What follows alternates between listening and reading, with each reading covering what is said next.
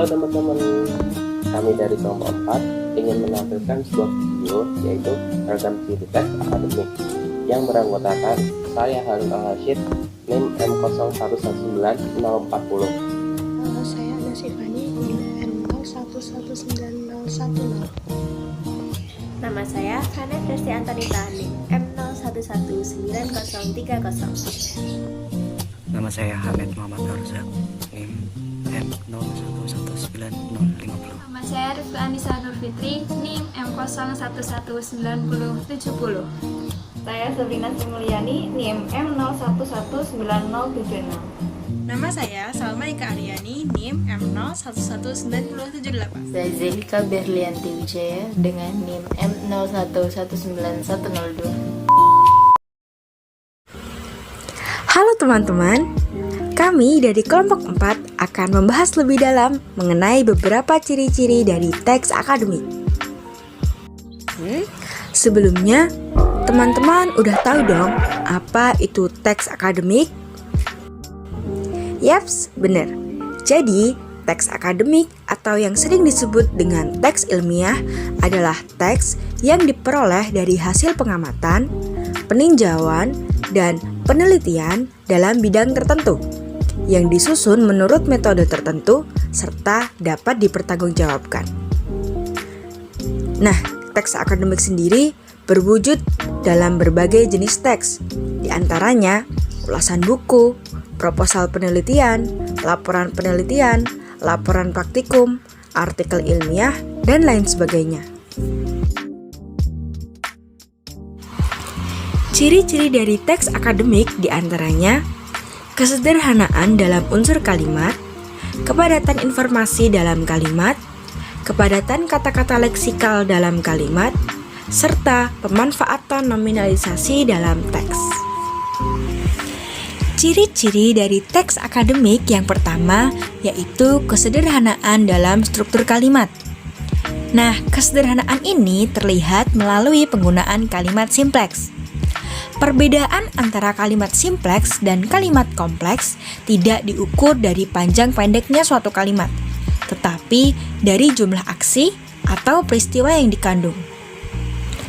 Berikut contoh dari penggunaan kesederhanaan dalam struktur kalimat. Manfaat penelitian merupakan efek dari tercapainya tujuan. Sumber kepustakaan sekunder dapat dipergunakan sebagai penunjang. 2. Kepadatan informasi dalam kalimat. Yang dimaksud padat pada teks akademik adalah padat akan informasi dan padat akan kata-kata leksikal. Kepadatan informasi pada teks akademik dapat dijelaskan dari dua sisi, yaitu kalimat simpleks dan nominalisasi. Dalam kalimat simpleks, informasi yang dipadatkan dapat berupa kalimat sematan yang ditandai oleh berikut atau kelompok adverbia yang ditandai oleh berikut. Sebagaimana tersaji pada contoh, studi ini menguji keterkaitan antara usia dan kinerja manajer. Pemadatan informasi pada contoh adalah salah satu pemadatan campuran, yaitu pemadatan yang terjadi pada unsurnya, baik subjek maupun pelengkap. Dalam nominalisasi, pemadatan informasi terjadi di tingkat leksis. Nominalisasi adalah upaya pembendaan dari, misalnya, proses yaitu verba, kondisi yaitu adjektiva, sirkumstansi yaitu adverbia, dan logika yaitu konjungsi. Pemadatan informasi melalui nominalisasi merupakan pengungkapan leksis secara inkongruen yang melibatkan metafora gramatika. Nominalisasi juga relevan dengan penamaan substansi benda melalui penggunaan istilah teknis.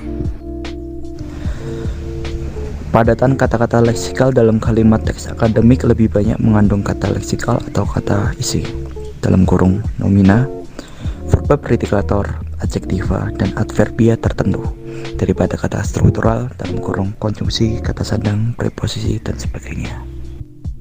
Arti leksikal merujuk pada arti dari sebuah kata yang telah ditetapkan secara permanen sehingga tidak akan berubah meski konteks penulisannya berubah. Oleh karena itu, Arti leksikal juga dikenal dengan sebutan arti atau makna kamus. Salah satu contoh kata bermakna leksikal adalah pria. Kata ini merujuk pada salah satu jenis kelamin yang didominasi oleh hormon testosteron. Makna kata ini tidak akan berubah jika dimasukkan dalam kalimat dengan konteks apapun. Sementara makna struktural atau gramatikal adalah makna kata yang belum tetap dan untuk mengetahuinya harus ditempatkan dalam sebuah rangkaian kata, klausa, atau kalimat.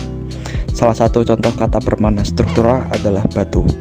Batu dapat merujuk pada sebuah benda yang terbuat dari proses geologi, tapi juga dapat merujuk pada kondisi keras kepala atau sesuatu yang tidak bisa ditembus.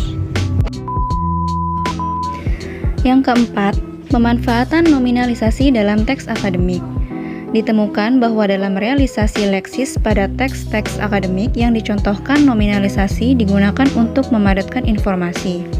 Sebagai upaya pembendaan, nominalisasi ditempuh dengan mengubah leksis non-benda antara lain verba, adjektiva, adverbia, konjungsi menjadi leksis benda atau nomina. Nominalisasi pada teks akademik ditujukan untuk mengungkapkan pengetahuan dengan lebih ringkas dan padat. Kata yang membutuhkan suatu imbuhan men, ber, di, ter, pen, per, se, dan ke. Contoh pertamanya, suatu situasi tertentu dapat menyebabkan suatu negara ingin keluar dari keanggotaan organisasi internasional. Contoh kedua, instrumen pokok ini mengikat para anggota organisasi internasional yang bersangkutan. Nah, itu tadi video dari kami. Sekian dari kelompok kami. Terima kasih. Semoga bermanfaat.